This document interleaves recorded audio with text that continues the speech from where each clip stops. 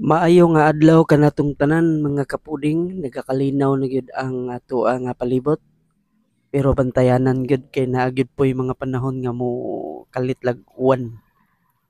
Sama sa iro mo kalit lagi hilak kay di ay motagak iyahang uwan. Again, maayo nga adlaw ug kumusta mga higala. Ang maayo kaayo ang atoang Ginoo kay sa kanunay gihatagan gid ta sa maayo nga panlawas.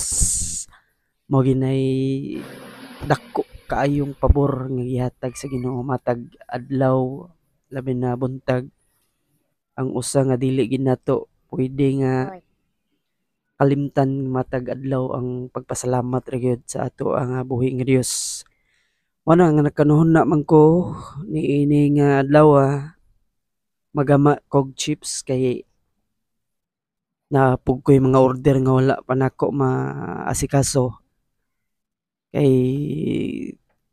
tungod sa kabisi naapoy deliver na ko gapon nya karon nakaunahuna gyud ko nga nahuman naman ako deliver nakaunahuna gyud po ko karon nga maggama ko ron kay aron pod maka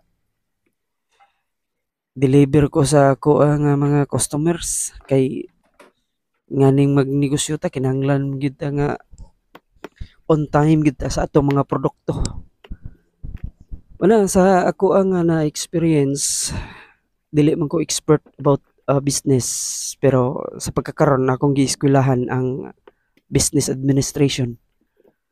Wala pa kayo ko'y background sa aktual pero sa diha nga naginahinay ko og himo or akto sa paghimo didto nako na kita unsa di ay ka risgo ang mag-business kay ngano man sama sa ilahang nga giingon hinugtanay gyud ay ni sa bakos.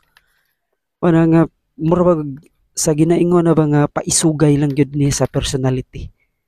Kay dili basta-basta og tiaw-tiaw o mosulod ka sa business. Pero i-enjoy lang kay dili man diha rataman. Pero una sa tanan pangayoon gina sa Ginoo ug unsa gyud kanabitang giingon nato nga unsa gyud effective daghan man tag nauna-unaan bunga sa atong mga imahinasyon.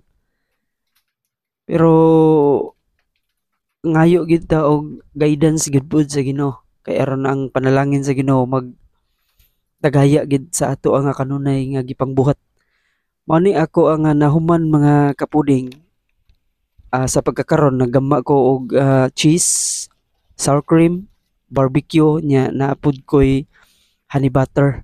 Mao na siya ang ako ang ginahimo ron kay plano ko nga mag-display na pod sa laing